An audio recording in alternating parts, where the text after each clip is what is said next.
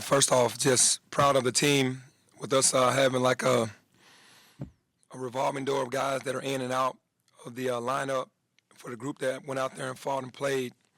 Definitely proud of them, man, because they're holding the team together while everybody gets back healthy. Penny, they tied up at 32. I'm sure it would have been easy to kind of feel a sense of deja vu from what happened the last time. But what did they show you from that point after they tied and you guys went on that run? Yeah, it showed me that they understood the moment, that it was kind of like that eerie feeling of going back to that day at ECU. I knew ECU was kind of gaining a little momentum, and then the team kind of felt that and got a stop and then went on a run and pushed the lead out. So I'm definitely happy every time these freshmen and these guys are learning in situations from the previous games when we played these teams the second time around. Hey, Penny, it seemed like Earl had one of his better games, one of them under-the-radar games. He didn't turn the ball over. He didn't commit charges. It's like he just did what he needs to do to get back. What do you need to do to get him to be more consistent at that level?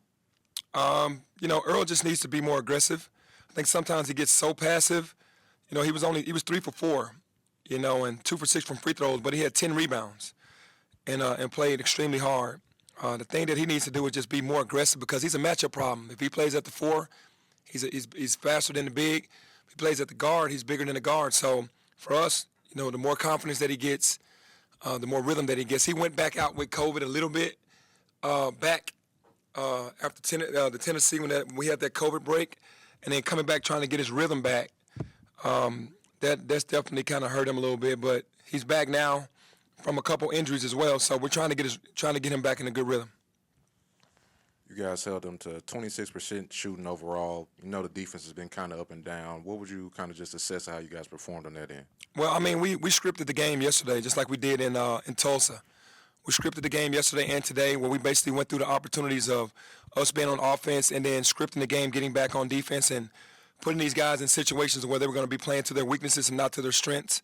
We didn't do Tristan Newton as well today as we did Vance Jackson, but we knew we had to take one of those guys out. But scripting the game before we play it for these younger guys definitely helps them understand what's coming. So we'll draw up the plays, run one of our plays, get back in transition defense to take all the transition away, and then we'll play the set, and we'll take things away. So that's really been helping the guys.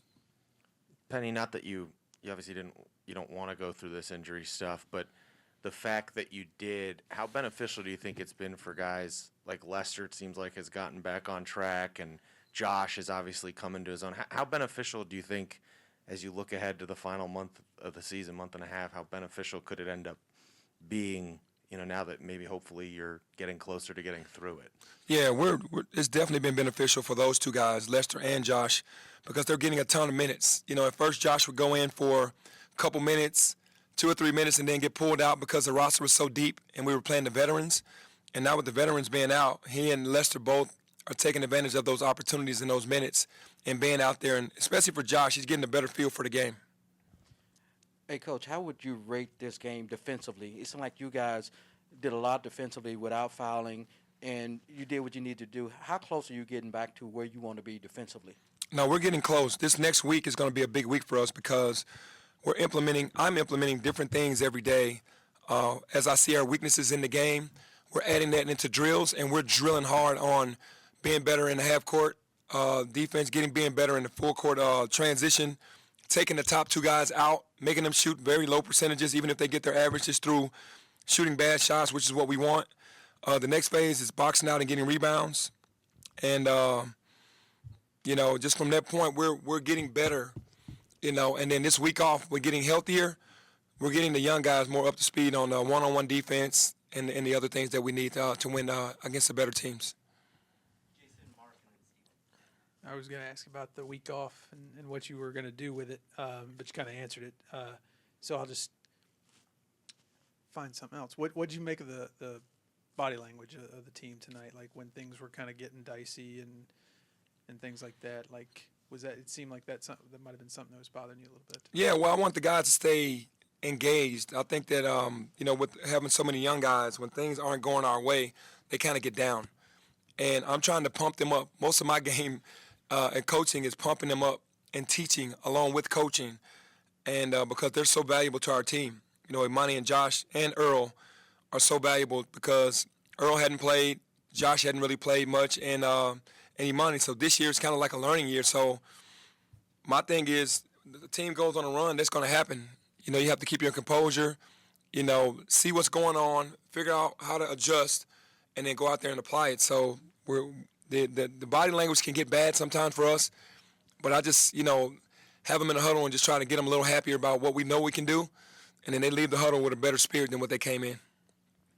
Penny, with this week off, how hopeful are you that you'll get either some or all of these guys back? No, I'm very hopeful for that. I'm praying every day, first of all for their health because I want them to be healthy, but man, it'll be much needed because you're going into a hostile environment with Cincinnati. They just lost at Temple last night.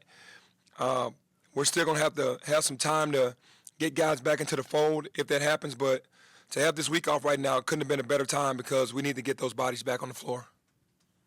Kind of just going back to Josh, you said he's still learning the game. I think he had his second career double-double, third game with double-digit rebounds. What type of energy does he just kind of provide to the team when he's on the court? No, he exerts all of his energy. I mean, he's a high-level energy guy. He plays hard. Even where he doesn't know, he's still going to make the effort, and he plays to exhaustion. He plays so hard that he needs to come out of the game, much earlier than most because he's just exerting so much energy. He's guarding the best player. He's running the floor. He's catching lobs.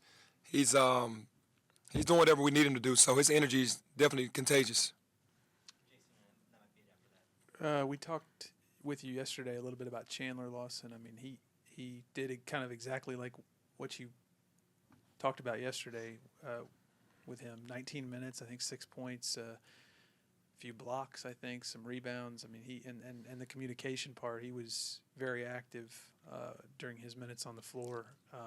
How important was he to tonight's game? No, Chandler's very important because he's just going to do everything that we need, and his minutes are going to increase. I don't want to really overplay him because he's been out so long. Don't want him to get a knick-knack injury trying to play too much, but all his minutes are counted for there. He's maximizing his minutes on the floor from his activity to his talking, understanding our game plan, making sure people are in places. Man, he's probably the most important player out there because he's the best communicator out there on the floor.